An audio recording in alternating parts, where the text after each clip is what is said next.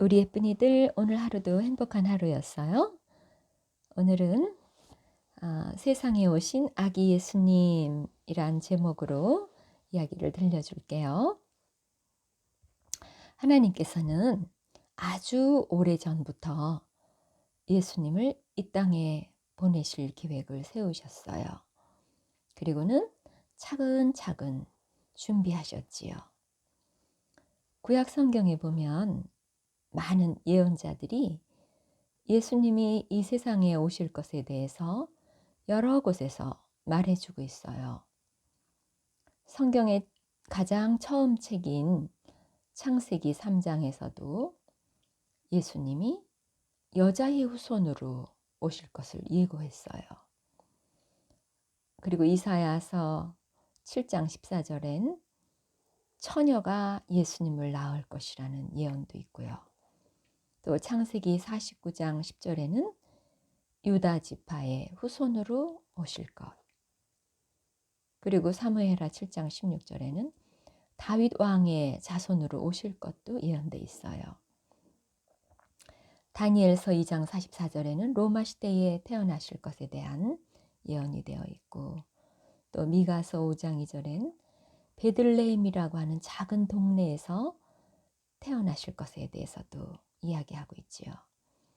그리고 시편에는 많은 예언들이 있는데 예수님의 손발이 찔릴 것이라는 것, 그리고 토기장이 밭값에 예수님이 팔릴 것, 그리고 예수님의 옷을 제비 뽑아 나눠 가질 것이라는 예언, 그리고 예수님이 사랑하는 자에게 배반당해서 엄청난 고난을 당할 것이라고 하는 예언, 그리고 또 예수님의 시신이 부자의 묘실에 장사될 것도 다 예언하고 있어요.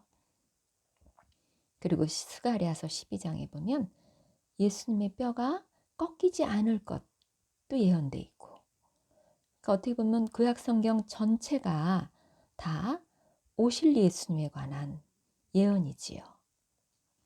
그런데 그 많은 예언들이 하나도 빗나가지 않고 다 이루어진 것을 보면 하나님의 말씀인 성경은 하나님의 영에 감동받은 자들이 기록한 것임을 알 수 있겠죠. 예수님이 태어나실 때는 로마가 이스라엘을 다스리고 있던 때였어요. 로마의 황제인 아우구스투스가 로마가 정복해서 다스리던 모든 지역에 인구조사를 하도록 명령을 내렸어요. 그래서 모든 사람들은 인구조사를 받기 위해 각각 자기의 고향으로 가야만 했지요. 요셉도 살고 있던 그 갈릴리 나사렛에서 다윗의 동네인 베들레헴으로 가야만 했어요. 왜냐하면 요셉은 다윗의 후손이었거든요. 요셉은 그때 약혼 여인 마리아를 데리고 함께 갔는데 마리아는 이미 예수님을 임신하고 있었어요.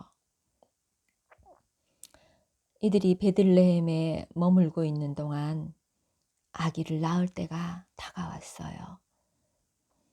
그렇지만 이미 여관은 사람들로 가득 차서 방이 없었어요.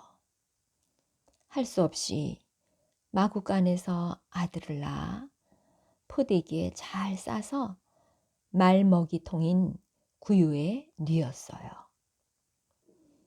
마침 그 시간에는 그 근처 들판에서 목자들이 밤새워 양떼를 지키고 있었는데 갑자기 하나님의 천사가 그들 앞에 나타난 거예요. 그와 동시에 하나님의 영광의 빛이 그들에게 두루 비추자 목자들은 몹시 두려워했어요. 그때 천사가 말했어요. 두려워하지 말아라.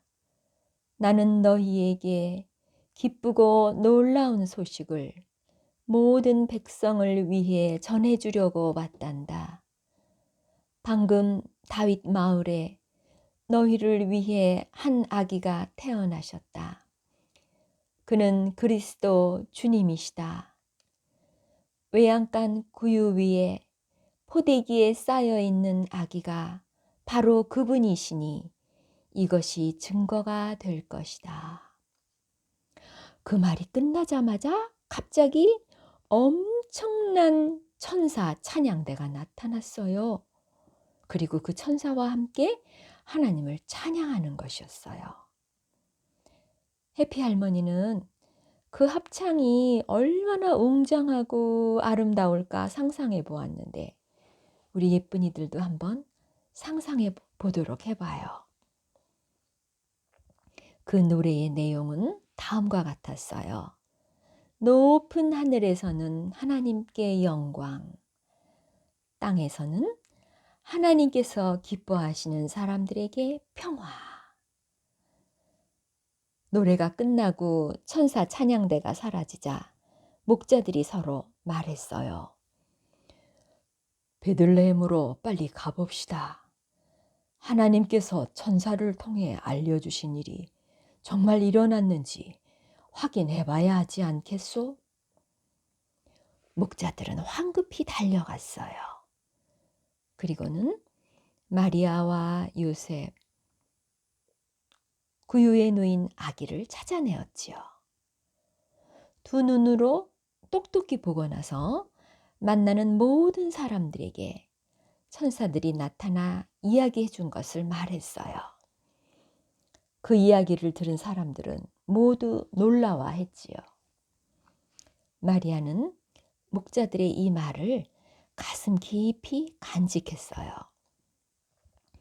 목자들은 자신들이 천사를 통해 들은 이야기가 참으로 하나님께서 하신 일인 것을 확인하고 깊은 감동을 받고 하나님께 감사와 영광을 돌리며 돌아갔어요. 아기로 이 세상에 태어나신 예수님에 대해 이사야는 이렇게 예언했어요. 이는 한 아기가 우리에게 낳고 한 아들을 우리에게 주신 바 되었는데 그의 어깨에는 정사를 메었고 그의 이름은 기묘자라 모사라 전능하신 하나님이라 영존하시는 아버지라 평강의 왕이라 할 것임이라. 해피 할머니가 이것을 쉬운 성경으로 다시 읽어줄게요. 우리 예수님을 뭐라고 묘사했는지 한번 들어보세요. 한 아들을 우리에게 선물로 주셨는데 이제 그가 세계를 통치할 것이다. 그의 이름은 놀라우신 조언자. 아까 성경에서 기묘자 모사라 그랬죠? 쉬운 말로 풀이하면 원더풀 카운셀러, 놀라우신 상담자 이런 뜻이에요. 계속 읽을게요. 그의 이름은 전능하신 하나님, 영원하신 아버지, 평화의 왕으로 오신 분이라 불리리라. 성경은 이렇게 예수님이 놀라운 하나님이라고 증거하고 있어요. 왜 예수님은 왕이신데 왕궁에서 왕자로 태어나지 않으시고 초라한 마구간에서 태어나셨을까요? 우리 예쁜이들 이거 한번 생각해 보세요. 그리고 나중에 해피 할머니한테 꼭 이야기해 주세요. 예수님이 태어나신 밤 사람들은 평화의 왕으로 오신 아기 예수님을 몰라봤어요. 그래서 다른 손님들이 꽉 찼다고 방을 내어드리지 않았어요. 오늘 만약에 예수님이 이 땅에 태어나셨다면, 그런데 묵을 방이 없다면 우리 예쁜이들은 어떻게 할 작정이에요? 정말 자기 방에 계시게 할 거예요? 아이 예뻐라. 눈에 보이는 방이 아니고 눈에 안 보이는 우리 마음의 방이 있어요. 그런데 우리 마음의 방이 다른 것들로 가득 차서 예수님을 모실 수 없는 사람들이 지금도 많아요. 우리 예쁜이들 마음속에는 예수님을 모실 방이 있나요? 아니면 장난감이나 게임 혹은 다른 욕심으로 가득 차서 예수님이 계실 곳이 없는 것은 아닌지 한번 곰곰이 생각해 봐요. 예수님 들어오지 못하게 마음의 방에 가득 채워져 있는 것들을 찾아내서 하나씩 하나씩 비우면 어떨까요? 우리 예쁜이들 해피할머니와 이렇게 기도해 볼까요? 예수님, 제 마음에, 제 마음의 방에 예수님이 계실 수 없도록 가득 차 있는 것들이 무엇인지 알게 해주세요. 그리고 하나씩 다 비워내고 예수님이 들어오셔서 저의 왕이 되시면 좋겠어요. 예수님이 제 마음의 방에 안 계시면 저는 행복하지 않을 것 같아요. 예수님, 제 마음 방 안에 꼭 들어오셔서 사셔야 해요. 저에게 하나밖에 없는 왕이 되어주세요. 아멘. 우리 예쁜이들 오늘도 예수님 품 안에서 좋은 밤